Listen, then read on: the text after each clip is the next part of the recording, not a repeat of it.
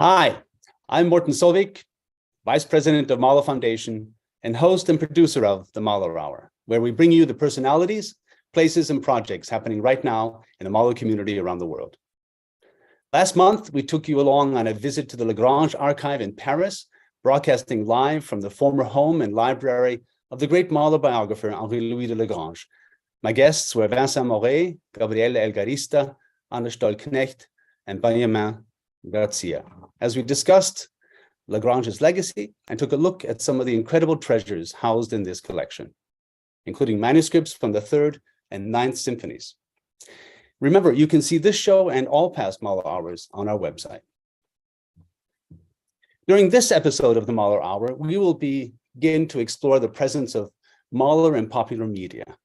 Our composer is famous for his use of popular elements taken from the culture of his time, marches, waltzes, funeral marches, etc.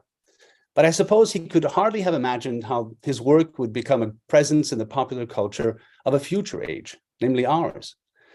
He did once famously quip that his time would come, but it is hard to imagine that he could have foreseen his imprint on literature, film, and even advertising. The recent film Tar is a case in point.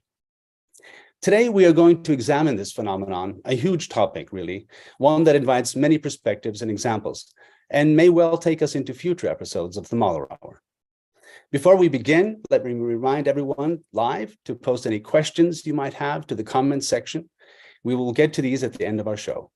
Don't forget to include your name or at least the city and country you are writing from. Also, the Mahler Hour is brought to you by Mahler Foundation. So if you want to support our activities, please become a member. Just go to our website at mahlerfoundation.org for all of the details. Before I introduce today's guest, I want to give everyone fair warning of a problem that we may face today. In the past, YouTube has on rare occasion blocked out our feed to you as its bots detected what they identified as unlicensed material.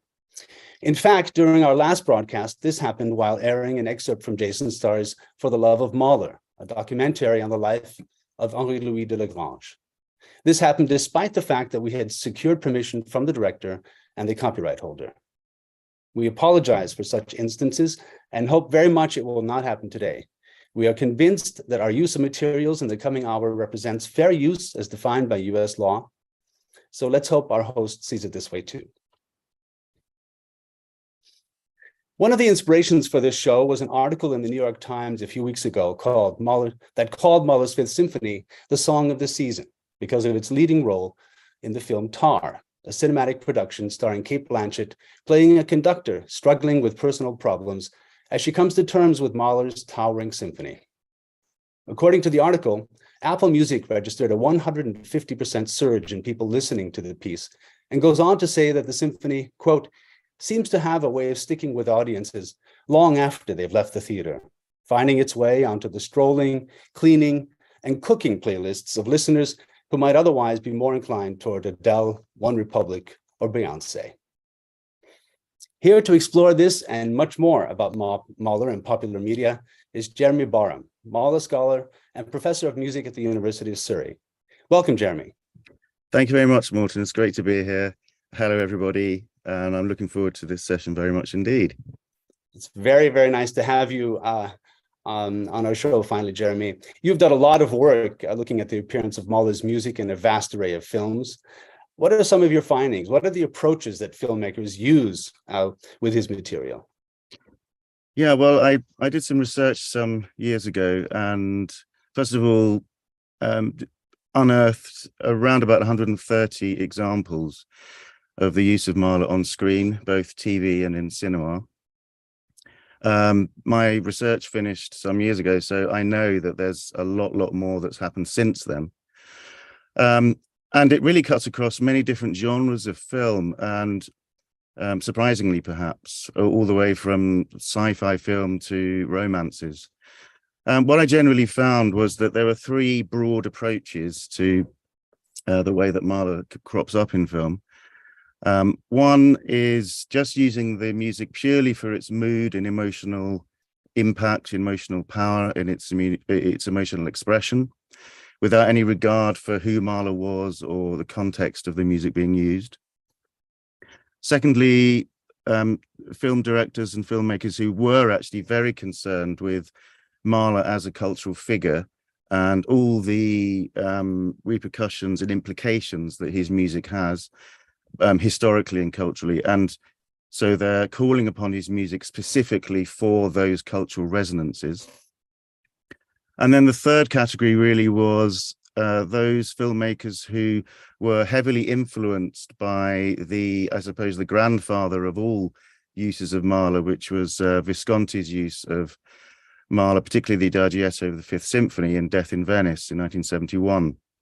And there's a whole tradition that was spawned from that over the ensuing decades, where filmmakers have either tried to pay homage to that in some way or to satirize and parody the use of the Adagietto in their own films and in their own ways. So it's a very varied field, and many different types of films and filmmakers have used Mahler over the years. I suspect that there's many more that I don't know, and I'll be interested to hear if anybody knows of any other examples, any recent examples. But it's numbering in the hundreds, certainly, of examples. And I think compared to other composers, that's pretty high. And obviously, it's for Mahlerians, it's very interesting when you're watching a film and suddenly you hear a little snippet of Mahler, or even a long cue of Mahler. It certainly makes my ears sort of prick up, and I'd sit up and pay attention. Anyway, it raises all sorts of interesting issues about how much we are supposed to know this music if you're watching a film that uses it. How much is the director relying on people knowing the Mahler, or does the filmmaker not really worry about that at all? So many different questions that are raised. Indeed, and today I feel that we're just going to scratch the surface. There are so many things that you've mentioned already, and we're going to begin with maybe the most famous or iconic example that you just mentioned, the Visconti, and answer one question from the beginning: why Mahler appears in that film, because it seems in some ways Thomas Mann is already suggesting the presence of the composer. I'm going to read from Thomas Mann's novella. Gustav von Aschenbach was somewhat below average height, dark and smooth-shaven. His head seemed a bit too large in comparison with his almost dapper figure. His hair was brushed straight back, thinning out towards the crown, but very full about the temples and strongly marked with gray. It framed a high, ridged forehead, gold spectacles with rimless lenses cut into the bridge of his bold, heavy nose. The mouth was big, sometimes drooping, sometimes suddenly pinched and firm. His cheeks were thin and wrinkled. His well-formed chin had a slight cleft. This head, usually bent patiently to one side, seemed to have gone through momentous experiences, and yet it was his art which had produced those effects in his face, effects which are elsewhere the result of hard and agitated living. So here is Mann in his novella talking about a writer, ostensibly, who looks just like Mahler. Undeniably so, and Visconti capitalizes on this in his film that you just mentioned, Death in Venice, that came out in 1971. So maybe we should just jump in here to this moment, and we can try to unravel some of what we see. This is the famous passage from this film that uses the Adagietto that many people know from this film, actually.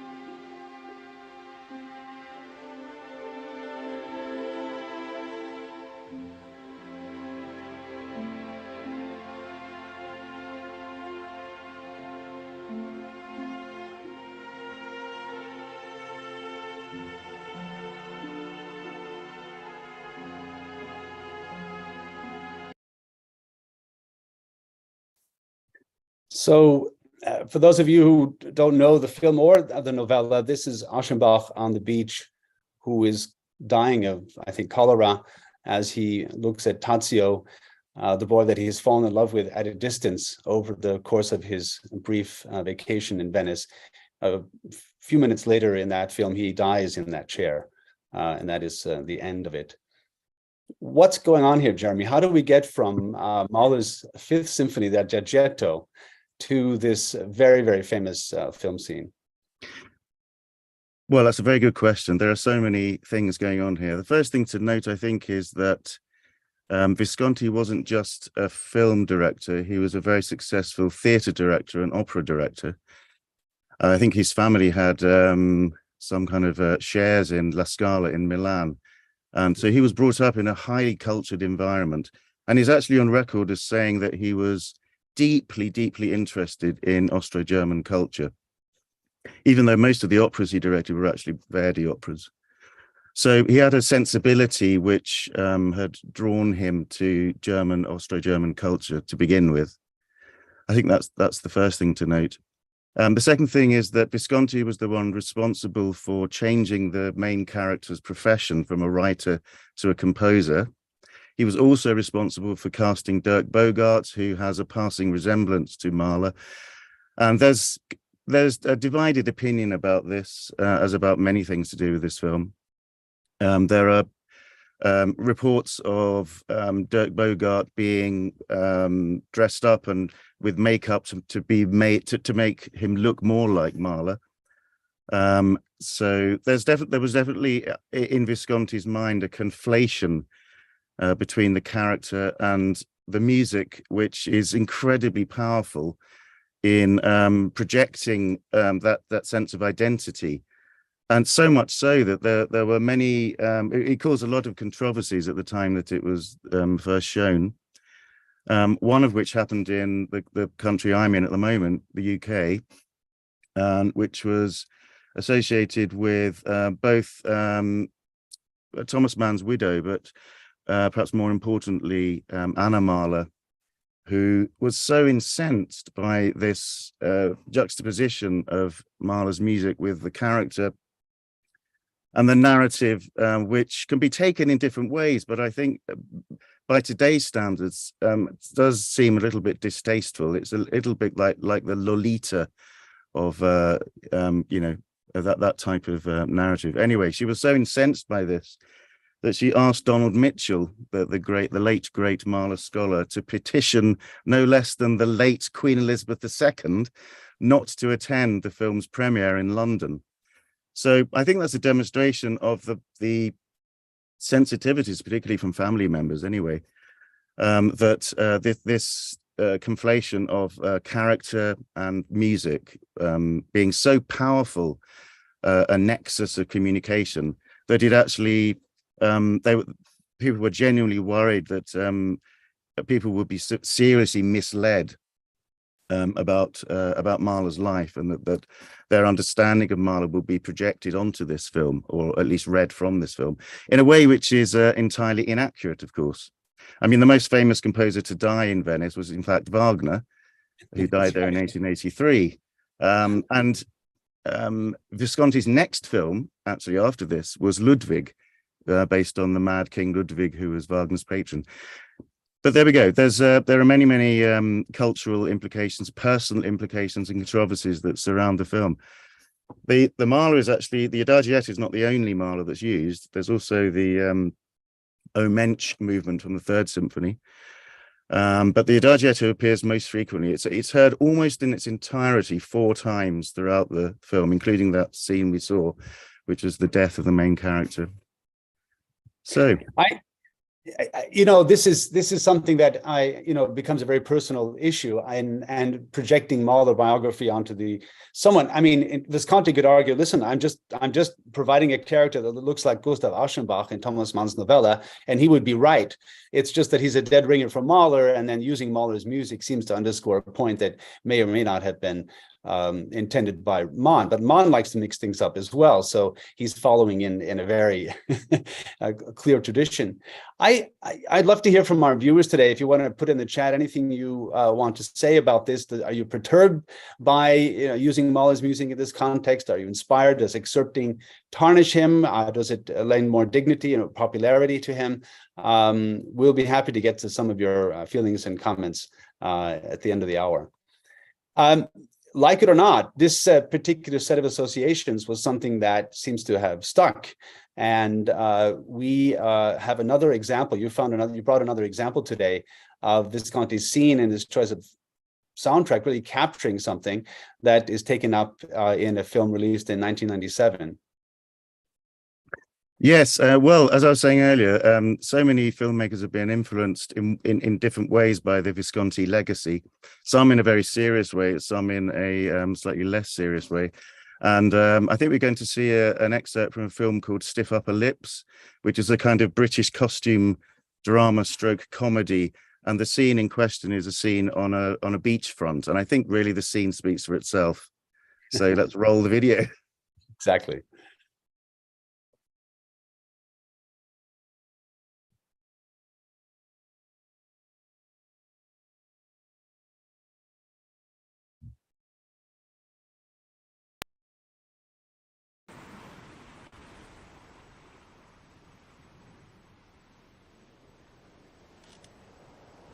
What's wrong with you, child? Nothing. Well then, stop looking like someone who's just lost her virginity.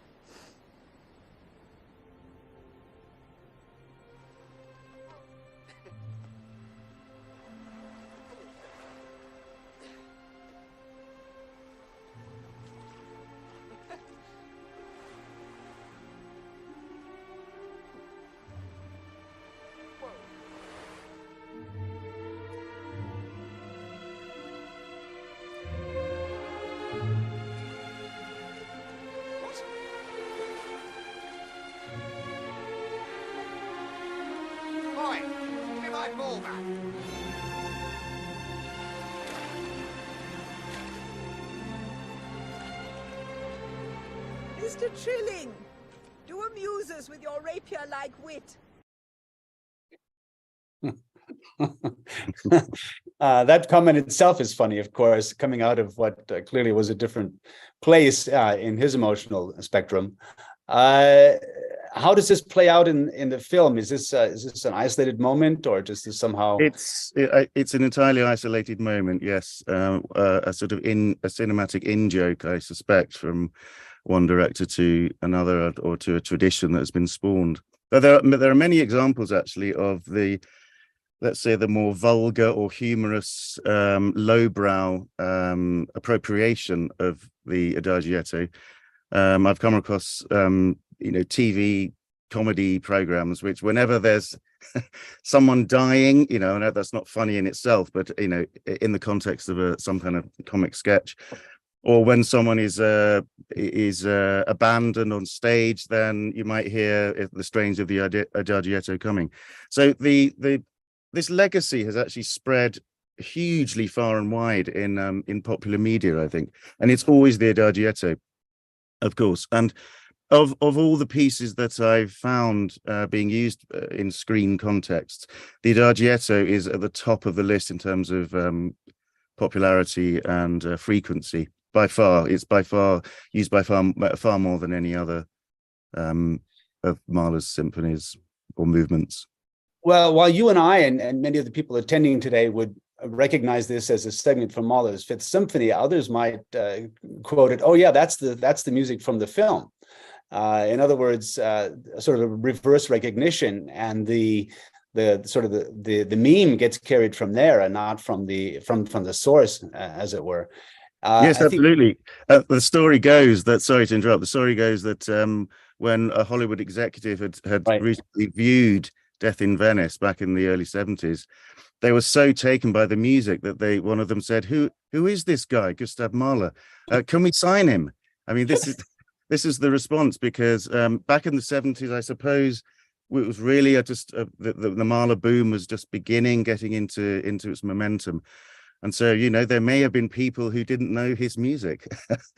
Obviously, there still are. Apparently not, but it would have been good for the movies, right? As they would say in Yeah. Hollywood. And in fact, it's not entirely inappropriate, given how much Mahler inspired Hollywood film composers who came mostly from Austria and Germany just a few generations later. Absolutely. I mean, Erich Korngold did visit Mahler in Vienna when he was a boy with his father, and played, I think, some of his music for him, and Mahler declared him a genius. Max Steiner did not study with Mahler, but there's all sorts of reports that he did. But those composers who were working in Austro-Germany or in Central European areas and who were immersed in the sound world of Mahler and that generation then went on to create the language of early Hollywood sound films. I ought to say also that if you look back at the history of film, even before sound in the silent era, using pre-existent music was widespread. It happened all the time. And there were key sheet collections that were published, which were essentially excerpts from usually 19th century composers, Tchaikovsky, Chopin, Brahms, and they were listed in moods. So you had a selection for humorous, or a selection for sad, or a selection for action, and they would all be usually classical music excerpts. And recently it was discovered, because I had never found Mahler in any of these early cue sheet compilations, usually from around about the 1920s, until someone else actually discovered this, and I read an article. There was a collection produced by Universal Edition in 1927 called the Wunderbohne Collection, and it specifically, its remit was to use current contemporary music, which it labeled modern music, for use in silent film accompaniment, and Mahler is there. Several movements. I think the last movement of the Third Symphony is there, the second movement of the First Symphony, the Andante from the Second Symphony, and he's alongside other composers like Richard Strauss, Schreker, and others. So that's the only example I found. But nevertheless, he's there in the silent film world, and then, as you say, really was fundamental in influencing the language of film composition once we get into the 30s and 40s. Of course, there's another contextual frame for this music, and that is a love song for Alma, which I think, I mean, there may be some who disagree with that, but I think the evidence is pretty convincing. This aspect of a love song not just being set in Venice and the notion of death, but there here being an attraction at play is another aspect of this that we can't overlook. No, absolutely. And in fact, the other effect that Visconti's use of the Adagietto has had is that, I mean, he used a particularly slow performance, and it was by the Academy of St. Cecilia, that performance, the Orchestra of the Academy of St. Cecilia, which was subsequently released on the soundtrack. So it's excessively slow. I don't think it's as slow as the slowest one I know, which is Hermann Scherchen's performance, which lasts 15 minutes. But it is very slow. And so that in itself spawned, I think, an understanding of that movement in particular, but also of Mahler more widely, that he was the sort of composer in chief of melancholy, of Weltschmerz, which, okay, he is up to a point, but there's so much more to Mahler than that. So this film, because of its widespread exposure of the music, has definitely, for a time anyway, encouraged a certain way of interpreting that work, which I think we've now turned the tables a bit on that. With Gilbert Kaplan used to look into this and try and recreate the type of performance that Mahler may have conducted and experienced, which is obviously a much faster performance and less funereal and more, as you say, expression of positive emotions of love and affection and so on. Yeah, it's you make a very interesting point about sort of that trajectory of the model and somehow entering the popular imagination and being attached to Mahler in ways that are really quite one-sided. But here's another example, and one that I think we're going to have some things to say about as well. We're again in Venice. We're going to again hear the Adagietto, and we're going to see People in Love. but of a very different nature. Let's roll this one.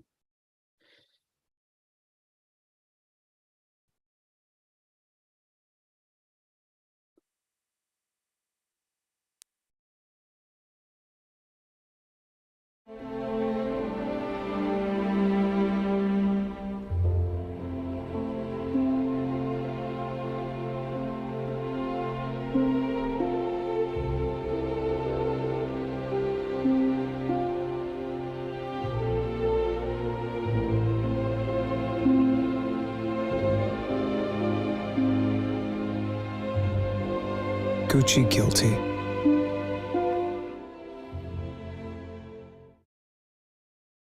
So this is just fascinating.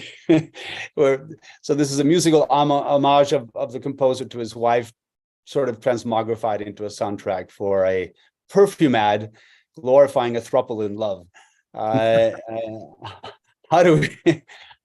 What does that say about how far this trope has taken us? And also, the name of the perfume is Guilty, which seems Right. to have a certain resonance. Perhaps given what was happening in the towards the end of Mahler's married life. I don't know whether the makers of the advert had any clue about that, but to me, the image of Venice at the beginning was the key thing, and that's probably the way in for the maker of the commercial. And yes, the throuple thing, I have no idea what that's about really, but scenes of affection, perfect. Yeah, why not? But this is like the ultimate commodification of Mahler and the Mahler brand. I think filmmakers and commercial makers are aware of the brand that has been created, rightly or wrongly, surrounding the Adagietto over the years, and it's still with us. It's still with us in various ways.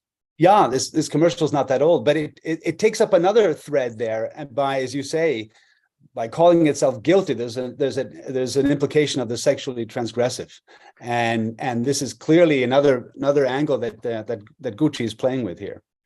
Oh, I think so. And I mean, going back to Death in Venice, how do we interpret that work? I mean, if you talk to some people, it's an expression of one person's admiration for pure beauty and innocence. If you talk to another person, it's bordering on, pedophilia, basically. So I think various filmmakers have drawn from that in different ways, different conclusions. Some, like in the advert, have gone down, well, it is somewhat sexually transgressive, but at least it's legal, let's say. Other filmmakers have gone down a much more sexually transgressive route. I mean, the example I'm thinking of is the film Venus in Furs from the early 90s, where I'm not going to show this clip, where the Adagietto is used for really, I have to say, a sort of soft pornographic scene between the two characters, and there are whips involved. Let me just say that. So yes, it has cropped up in sexually transgressive contexts, and also in gay contexts. There's a whole subgenre of excerpts from films, or films whose subject matter is about the lives of gay people, usually being oppressed in various socio-political contexts. So there's that strand as well. So it has given birth to a multitude of different responses, the use, depending, I think, on one's interpretation of the source material in terms of Visconti's film, not the Adagietto, of course. Yeah, we did find another commercial that uses the Adagietto, and there are also some strange connections. It's not down the path we just suggested, but let's just show that one, just to show what kind of variety we can get out of this, the same theme, so to speak.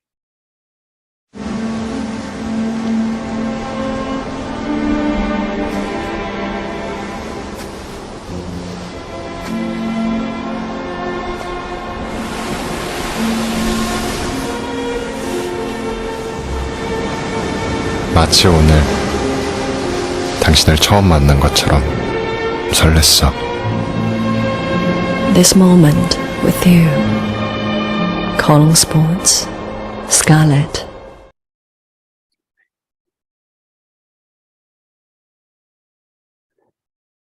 So I think it's still running.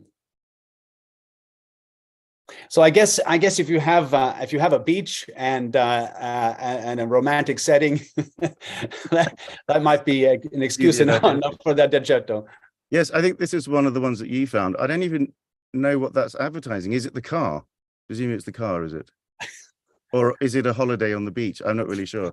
But anyway, maybe that's by the by. But yes, the iconography of that that advert and the physical setting, I think, is what maybe encouraged the makers of it to connect it with the Adagietto and Death in Venice.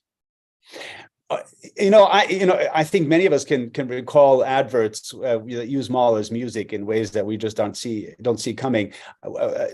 We want to show one of the most famous examples. I think this is from 1984, and it's not the Adagietto, thank goodness. Let's hear and let's see this take on Mahler in a very effective use of music you won't expect.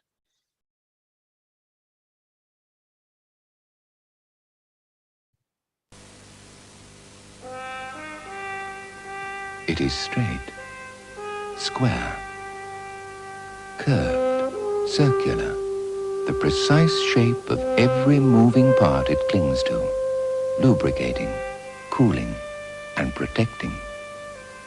Oil is too small a word for it. It is Castrol GTX liquid engineering.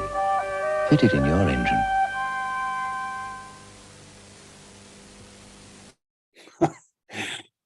It works somehow, doesn't it, Jeremy? You and I talked about this.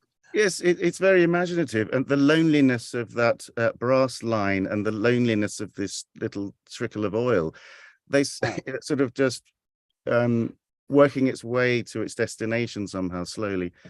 It works. That I saw that advert many times when I was young, and I think I would say it's earlier than the 1984, but I may be wrong. Without knowing what the music was, but I remember sensing a feel of loneliness, of isolation in that piece. And I didn't even drive a car, so it had no relevance to me whatsoever, but it kind of stuck with me, that one. It's quite evocative, it's quite haunting. It is. But of course, all of these examples, maybe apart from the Visconti, they're all excerpting very short bits. They're chopping bits of Mahler up, and that itself raises to me many questions of, well, sort of artistic ethics, not to be too pompous about it, but to what extent is that okay? I mean, Mahler's music is out of copyright, so I suppose you can do what you want with it, but is it, as you were saying earlier, is it a kind of insult to the original? Or if it actually introduces someone to Mahler and makes them want to seek out what the music is, then that's a great thing, isn't it? Yeah, exactly. I mean, one can see it in two ways. I think of Mozart had a tremendous bump from that film that everyone talked about. That had a lot of historical inaccuracies in it, but it really did a lot to promote that composer.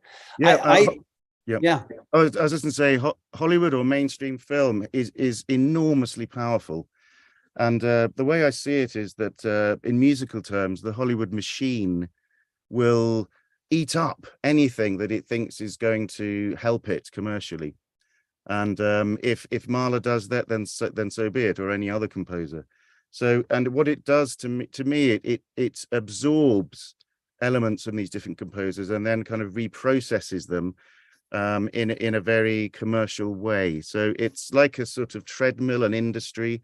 It can have benefits, though. I think it can, as you say, I mean, the Visconti's Death in Venice, which was actually a Warner Brothers film, I think helped Mahler's profile in many ways. And it was riding on the wave of the Mahler boom in the 70s, but it definitely helped. But now Mahler doesn't need any help. Are we in a position where these examples are maybe not really helping? Are they doing damage? I mean, I don't know how to answer that question. It depends. Well, maybe some of our viewers have opinions on that, and please write in to the chat, and we'll be happy to maybe to weigh the debate as it comes in. We're going to go back just for a moment to another example from Death in Venice, and I don't want to beat a dead horse here, but this is yet another example of what can happen, not so much in terms of paying homage to something, but how this can lead to parody. So this is yet another scene from Visconti's Death in Venice, and let's have a look at that, and we'll see what another director does with this.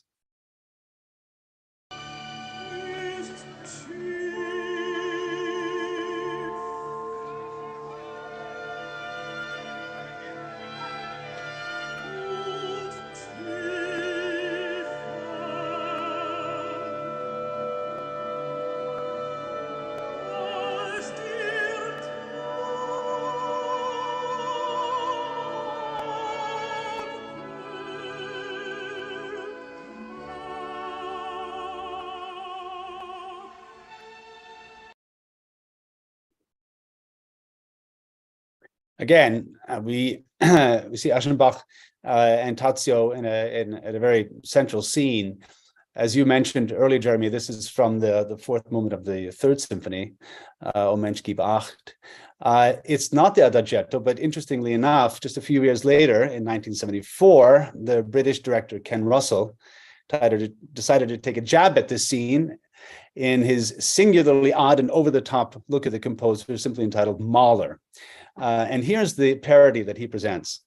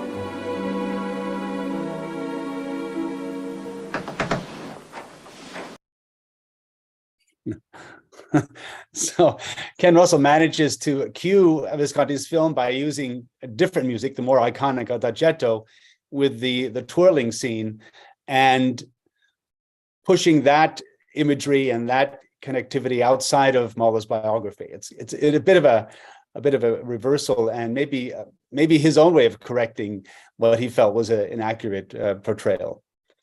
Maybe. I think Ken Russell, for all his extravagances, was actually an incredibly clever director, and also musically very, very sensitive and aware.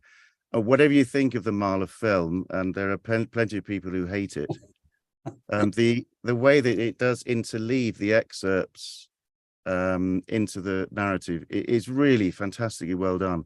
That, I think, to me, is a cinematic in-joke from one director to another. And it's almost like Mahler seeing his own future from the perspective of this sort of I see. Biographical account. It's weirdly playing with time frames and subtle reference. Well, not so subtle references if you know the films. Yeah. Yeah, an intriguing moment. Yeah. Yeah. Okay. We're going to try to. There are many, of course, filmic responses to Mahler that do not relate to Visconti or to parody. As mentioned at the outset, the film Tar is one, which interestingly also features the Fifth Symphony. Here, the work itself is something of a character in the film, not simply material for the soundtrack, but a presence in the plot. Another film is Love and War by Moshe Mitzari. Tell us more about this. This is an incredibly interesting example that you brought, Jeremy. Yeah, this is really from the strand of filmmakers and directors who are concerned with Mahler as a historical figure and his music as a cultural entity, I suppose, and using it in a context in which it seems socio-culturally relevant, rather than just as mood music with no real connection to the story. So this is a film made in the mid-80s, but it's about the Jewish ghetto in Warsaw during the Second World War, and the suffering and oppression and all the rest of it that was going on, and the conflicts and the fighting. The entire soundtrack uses parts of Mahler's First Symphony. I think nearly all the movements, but particularly the final movement and the first movement. The film opens with over the opening credits, you see a still picture of some boys riding on a tram, and we start to hear the opening of the First Symphony. And as the picture goes from monochrome to color and then starts to include moving image, we go from the introduction to that movement into the Ging heute über morgens Welt bit. Bum, pum, pum, pum, pum, pum, pum. So the unfolding of the music matches the unfolding of the opening. And it's a way of drawing us in, I think, to the film. But there's a fantastic sequence towards the end of the film where two young lovers who have been separated, and I think had assumed that the other one had been killed during the war. They spy each other from a distance on the side of a hill, and there's this gradual sense of realization that they are who they are, and so they gradually converge, one down at the bottom of the hill and the lad at the top of the hill. And this is all scored to a section from the final movement of the First Symphony, that very emotive second theme, and it's completely unaltered. There's no cutting in this particular excerpt, but the way it matches what happens on screen is very, very clever. It must have been choreographed to the music, even though it's an outdoor scene. I mean, some film directors are known for actually playing music on set to get people to coordinate with the music. But I don't know how the scene was actually made, but the synchronization is wonderful. Are we going to have a little look at that one? Let's have a look at this. I think it's just excellent.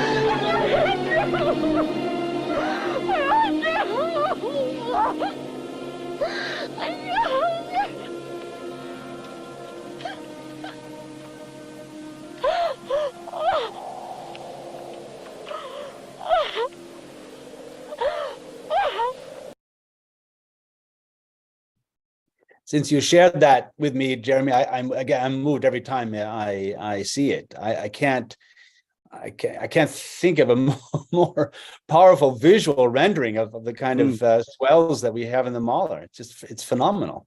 Yeah, absolutely. I think it's really impressive when a filmmaker goes to an effort to let the music, in a sense, dictate a scene, and that happens with certain directors. And if you didn't know the Mahler, you'd be forgiven for thinking that was scored after and made to fit the scenes. It does it so well and so smoothly and so sensitively and in such detail, I think. Yeah, it's extraordinary. And of course, not without, again, some not only appreciation of Mahler's musicality, but sort of the implications of the symphony. I mean, it goes quite deep into the source there, and it's quite striking. Yeah, absolutely. I mean, the First Symphony tells us a musical journey, or depicts a musical journey. Along the way, there's suffering and conflict, particularly the cataclysmic opening of the final movement, which is actually used for scenes of bombing and so on earlier in the film. So yeah, the way that the trajectory of the symphony somehow matches the trajectory of the film overall. I think is a real testament to the skill of the filmmakers and their understanding of both filmmaking and Mahler's music, and how the two can be fused in a way that's different from Death in Venice, because that's just long scenes where nothing much happens. But this I think is more thoughtful in a way, and culturally obviously more relevant, given the historical situation that's being depicted. Yeah. Yeah, there are examples of, I mean, it would be a challenge, but perhaps one that has been met. I know, in fact, some directors have taken entire works by Mahler and rendered them scenically, and maybe that's a topic for next time. There are some examples. I mean, it's also worth noting that, as you mentioned earlier, in some films like Tar, which I haven't seen yet, but I am going to as soon as possible, the music is actually part of the world of the film. The characters are creating the music, or in this case, she's conducting the music. So that in itself is interesting. There are many examples of that, as well as Mahler just being as a what's called an underscore, where it's not actually part of the world of the film. The characters don't hear it. So that distinction is also quite interesting as well, in the way that it can play on people's familiarity and the reactions of the characters within the film to the music and so on. So there are many, many dimensions that obviously we haven't got time to go into just today, but hopefully maybe in future sessions we can look into other aspects of this, because it's a very rich field. Yeah, and before I forget, because I might at the very end, we do have on our web page, the Mahler Foundation website, there is a segment called Film, and from that we have the IMDb database of films that use Mahler. And there are, I think, well over a couple hundred films in there. For those of you interested in knowing what recent films have been using Mahler and in what context, you're invited to visit our website. Let's move on to another film, because this is a very, very different take, but one, again, also that pays, I think, a great deal of attention to the implications of the music. And you brought with you here Dracula: Pages from a Virgin's Diary. Tell us a little bit about this film. Yes, well, this is a one-off. I mean, it is unique in all the examples, pretty much unique in all the examples I've looked at. Its origins actually lie in a ballet that the Royal Winnipeg Ballet in Canada created in the late 90s, and Mark Godden was the choreographer who came up with the idea of creating a ballet version of the Dracula story and using Mahler's music for it. So he was the first person who thought of this idea. Then a little bit later comes along Guy Maddin, a Canadian film director, around about 2000, I think, year 2000. He creates a sort of silent film version. It's not just a filmed ballet, it's actually a proper sort of silent film. And he also uses Mahler, but not quite the same as in the live ballet. And what's interesting about this is, well, first of all, the juxtaposition of Mahler and the Dracula myth. I mean, I don't know, that I have written about this actually, and you know, one might draw certain conclusions. The invader from outside, you know, the alienated figure from Eastern Europe, you know, is there some connection with Mahler's life story in there? I don't know. But what's even more startling perhaps is the way that the music is adapted. So far, we've heard excerpts which have not really been changed in any way. In this film, he does all sorts of things with the music, and he juxtaposes music, he loops little bits of music, he suddenly goes from one movement to a movement in a completely different symphony, just with immediate effect. And in the scene we're going to see, which is towards the end of this film, where Dracula is surrounded and eventually impaled with a stake, as you know, should happen probably. He actually uses two different excerpts from the finale of the Second Symphony on top of one another. And one is from the concluding chorale sung by the choir, and the other is an orchestral excerpt from earlier in the movement, where there are string tremolandi and nervous sounding appoggiaturas. You'll definitely recognize it. So it's someone has described this as a Mahler sandwich. I don't know I'm not sure what the filling is, but anyway, it's what the way that Guy Maddin describes it is that he wanted to almost out Mahler. He wanted to play Mahler against himself, to create and to bring out as much tension and as much horror, I suppose, and discombobulation, as he describes it, in this scene. So I don't know what you'll make of it, but here we go. I think we're going to run it now. Let's have a look.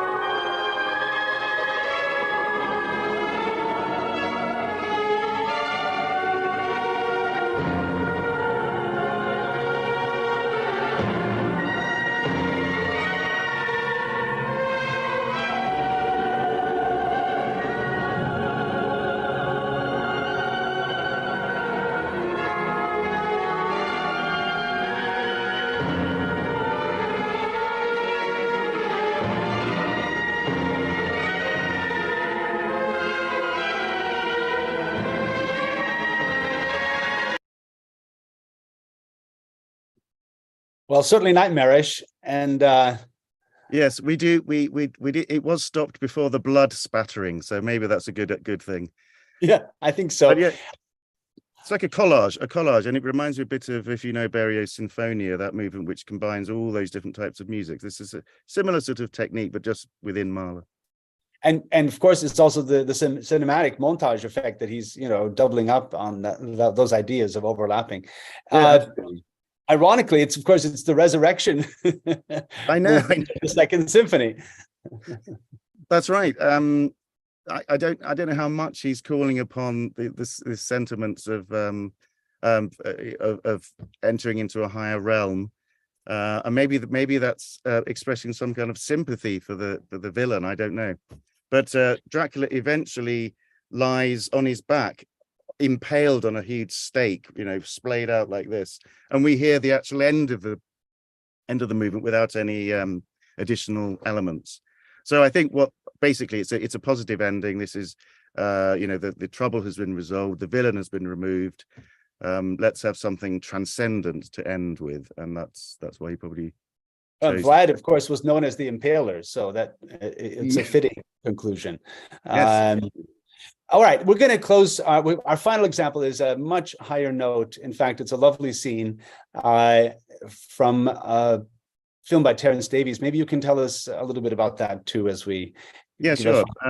Terence Davies is a British director who specializes in using film as a mode of looking back on the past, and usually his own childhood. And so there's a strong elements of nostalgia in his filmmaking. And he does have a very keen interest in music which matches that. And of course, Mahler Mahler's music is often full of such nostalgic mood, painting. And so this film is called The Long Day Closes, and it's told from the perspective of a young lad who grew up in Liverpool in the 1950s, and he's just reflecting on a simple Christmas celebration of the type that his family would have put on in the 1950s. He grew up on the back streets of Liverpool in quite an impoverished area, and some Mahler creeps in, well, not actually bursts in really into this scene. Unusually, well, you'll know what it is, but I'll tell you that it's not common for the 10th Symphony to be used in film. It's one of the least frequently used. So it's really interesting that this film, I can't remember the date, but I think it's late 90s. I'll check on that. It's interesting that it uses I think it's the last movement of the 10th Symphony as a pure expression of nostalgia, in the sense of looking back on with happiness really on one's childhood. So it's a reflection on the past, and that's. So this is an example of a director just using the music for its pure mood. I mean, it's got no connection with Mahler as a cultural figure. necessarily, but the mood, I think, of nostalgia is absolutely key here. Right, let's see it.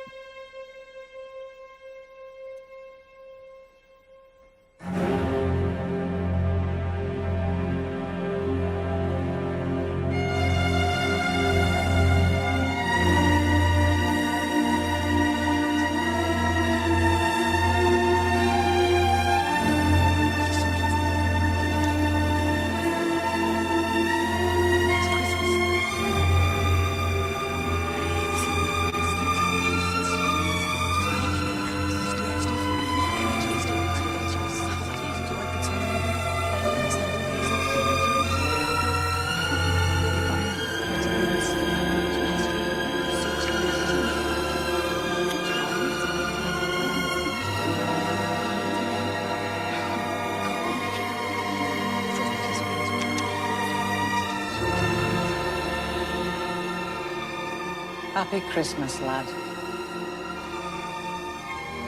Happy Christmas, Lord.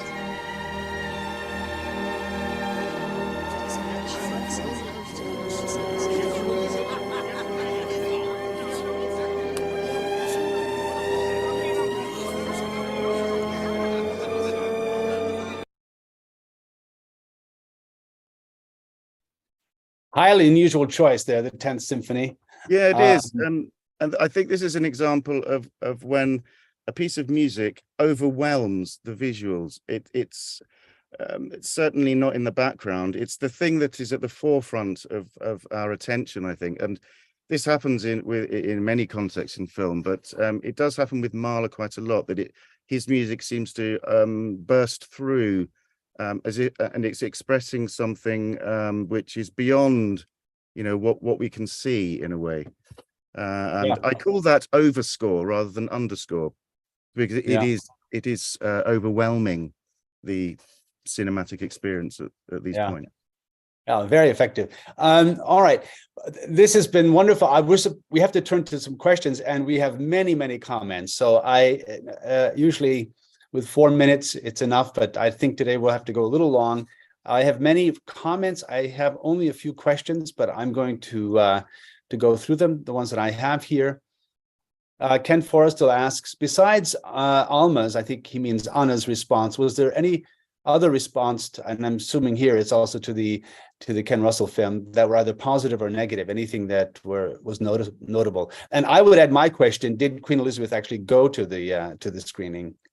You mean Death in Venice? Yes, she did. Yes. And Yes. she also took, I believe, her daughter, who's now, I forget what her title is, but she used to be Princess Anne. So they both went.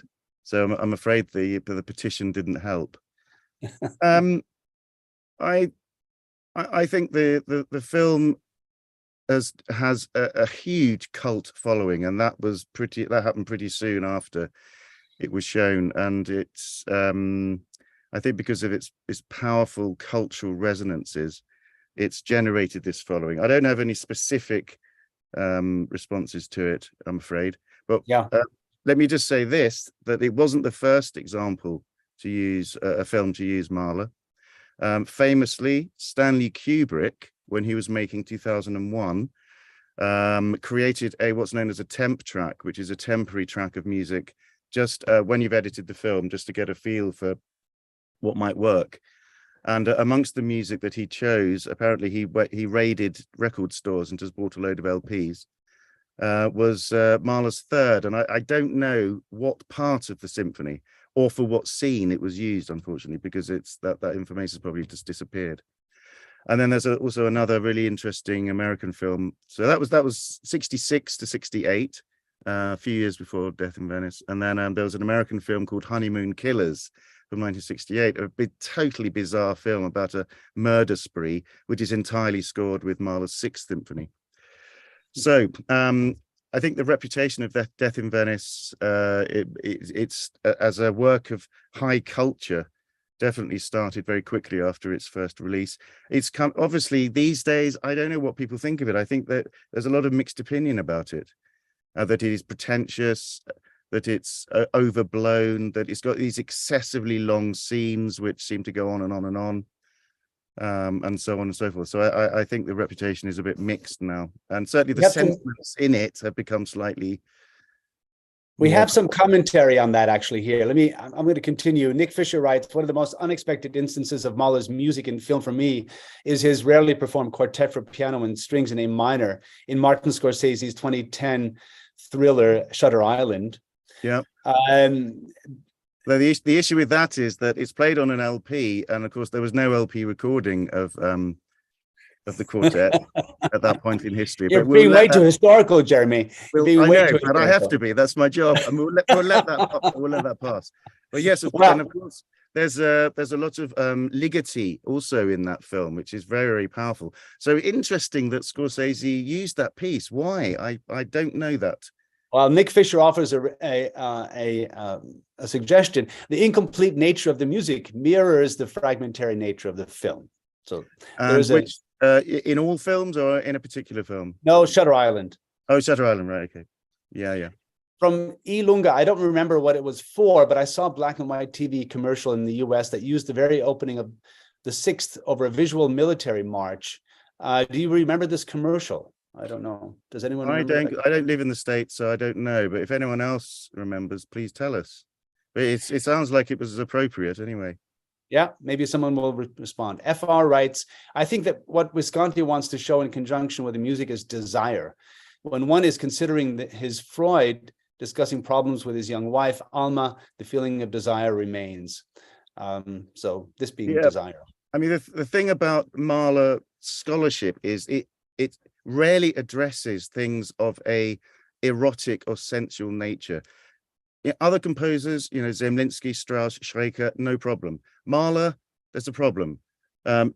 People just don't think it's appropriate. So when it's used in a film in this way, it opens up possibilities. And I think that is one real positive for Mahler's use film's use of Mahler in unusual context. It can help us rethink or just think again about music that we may know well. Yeah, that's a good point. And of course, that's what its purpose is usually, is to repurpose in a completely unexpected way. FR continues, what about the Percy Adlon movie? What was that again? I didn't hear that. The Percy Adlon movie. I'm not sure what's being referred to there. I don't either. So I have someone called Vala the composer. How many commercials have used Bruckner? Oh no, let's not go there. Oh, that's a story for another time. I doubt whether there are many. I honestly do. I don't think there would be many. That's my hunch, but I have no evidence. And Vala continues, I like he likes the Russell film, and of course he calls Mahler the king of nostalgic yearning. All right, Jason McCool, given how Mahler was unafraid to place himself in high-profile public situations, how do we think he would have reacted to the use of his music in situations that had nothing to do with his intentions? But that is a fascinating question. I've thought about that many, many times, and it's pure speculation. On the one hand, I'm sure he would have been very grateful for the royalties. I mean, no composer on earth is going to be sad about that. On the other hand, would his high principles have come into action? I just don't know. Who knows what the Mahler, if he'd lived into the 30s or whatever, would have thought of this. So yeah, it's a difficult one, but an interesting one. Yeah. As I was saying at the very beginning, my time will come in ways that I cannot foresee. Would have been the continuation of that probably if he had known that. Yeah. I wonder. Actually, one question I've asked is: would he have been tempted by Hollywood to have, like Korngold? Would he have been tempted to work in the film industry? That's an interesting question too. By the time film came around, perhaps he would have been more like Strauss. I don't know if Strauss having any interest, did he? Not that I know of. No. Yeah. And Schoenberg only sort of tangentially. He was approached, Schoenberg, I'm sure. In fact, I know he was approached, but he didn't know. Yeah. He was very disdainful of the film industry. Yeah. So I suspect Mahler might have been as well. The Percy Adlon film is Mahler on the couch. Ah, right. Yes. I do have that on my shelves. I'm afraid to say that I don't know it well enough to comment. I'm so sorry, but maybe for another time. Okay, very good. Maybe I'll have to do that as well. To be honest with you, I began that film and couldn't get past the first few minutes because it showed a Mahler that is completely contrary to my impression of who that person was. But I've been told to go back and run the whole thing through. So I will give it another chance, and we might bring that up. Terence Davies used, this is Ian Ross, Terence Davies used the Second Symphony for his film for the Liverpool Capital of Culture Festival. Right, yes. And he also used Mahler in Of Time and the City, a later film, which is probably also set in Liverpool, I think. So yeah, that's very interesting. So there's a recurring theme with Terence Davies. That he really sympathizes and empathizes with Mahler a lot. Yeah. So I have even more here. Many of them are an audience that we are going to be able to talk to directly. It says the Korean commercial on the beach for Colin Sport is probably for the coat she is wearing. David Auerbach writes to us. Thank you very much for that.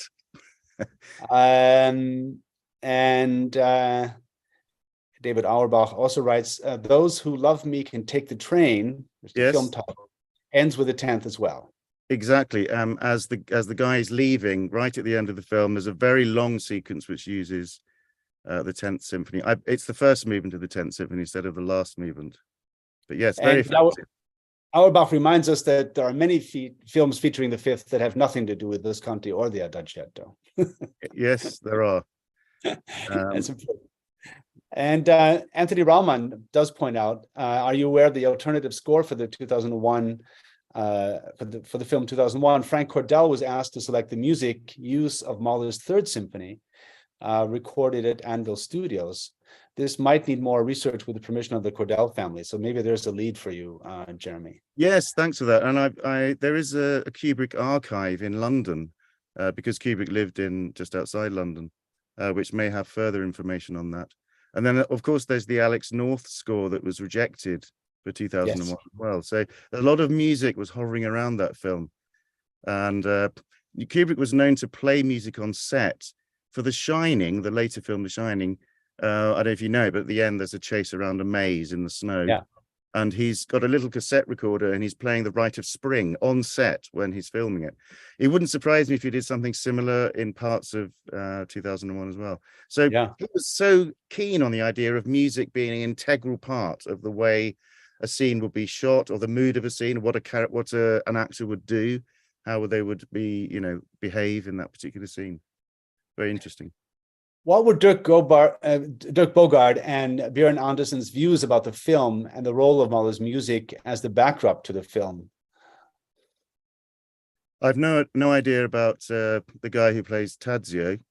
By the way, he appears in the film, what's it called? It's a horror film that came out a couple of years ago. Summertown or something like that. Well, I won't go into it, but he was totally unrecognizable. I didn't know until afterwards. And he plays a very old man who eventually jumps off a cliff. I won't say any more, but there we go. Dirk Bogarde, he was actually interviewed about the film either shortly after he made it or even during the process. And I think he was partly responsible for creating the controversy, because he related to a reporter a story that apparently Visconti had told him. Visconti had heard from, he thought, one of Thomas Mann's family, that Mann had traveled with Mahler on a train in 1910 or 11, and Mahler had said to him, "I've just fallen in love with a 13-year-old boy."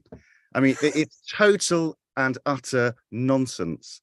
But this was printed, and I'm not surprised that members of both families actually objected. It's just utter nonsense.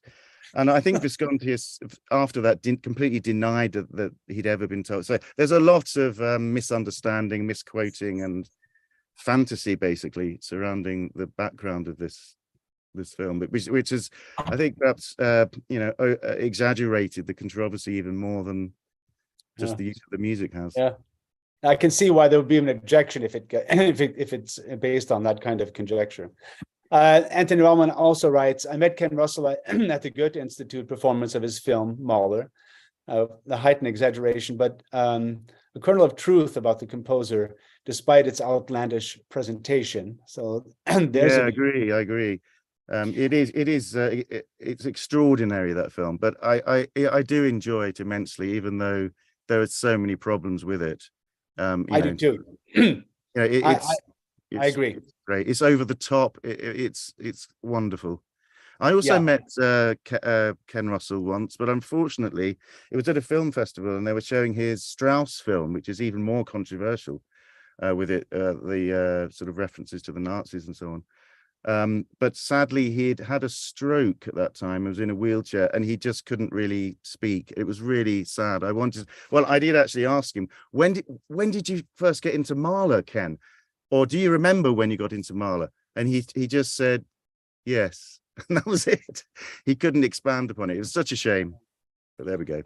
Lost opportunity. We can talk about those too. That's a whole show. Luce Molly writes, when I saw the Visconti film for the first time, it was the opening scene, which views Aschenbach on a boat traveling to Venice. We see Bogart close up during this music for a relatively long shot, watching his crying expression as if in response to the music. Having seen this scene, I was completely captivated from there on. Yeah, and this actually reveals something really important about film music, that supposedly characters can't hear it, but in a way they can. And it's the fantasy world of film, really, that in certain cases characters seem to be aware of the music, and maybe what we're hearing is what Dirk Bogarde or the character is hearing in his head. Who knows? Yeah, it crosses that boundary very easily.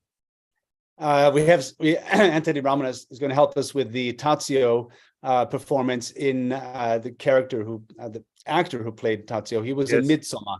Midsommar, that's it. Yes, the Swedish horror film that came out not so long ago. That's right. Yeah.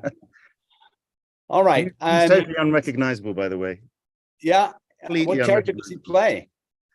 He plays an a sort of wise old figure in the community who eventually they have to be sacrificed for the good of the spoiler. Yeah, spoiler generation. Sorry about that. Yeah. Just forget what I said. All right. We have to move along. I'm afraid we're way over time, but it's been very been a lot of fun for me, and I think for our audience as well. We're going to have you back, Jeremy, because I think we've left many other ideas undeveloped here and things that we could finally get into. I was, in fairness to what we ended up focusing on today, I was going to call this Mahler and popular culture, and we didn't get close to popular culture. We're just dealing with the corner of media right now. So if our viewers have any ideas about what kinds of aspects of popular culture you'd like to have us cover, I'd be delighted to hear more. So thank you very much, Jeremy, for being with us today. No, I've hugely enjoyed it. I'm very grateful to everyone who's listened.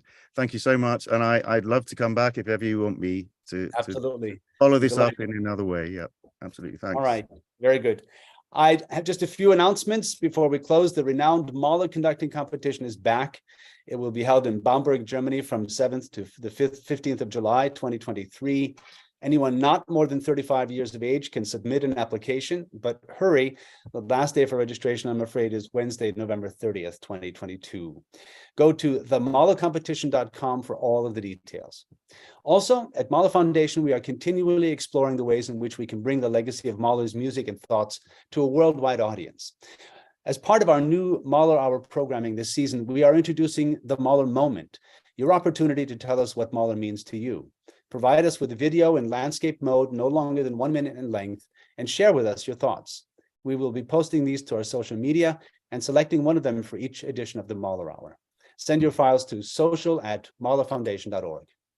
A final note, if you would like to have another look at our visual examples today, including the film excerpts, we will be posting a link to them on the Mahler Hour section of our website. The Mahler Hour, brought to you by Mahler Foundation and contributors around the world, is a monthly streaming event bringing together individuals interested in the composer, the thinker, the humanist, Gustav Mahler, as we explore not only his life and works, but also how his legacy still informs essential aspects of the human experience and how we can turn that experience into a force for the good in today's world. Become a member and support our activities. I want to thank our guest, Professor Jeremy Barham, as well as our fabulous one-person production team, Marco Ayala, our community manager, and Monica Anguiano, our executive director for the administration. The next edition of the Mahler Hour will be airing in December. That's our program.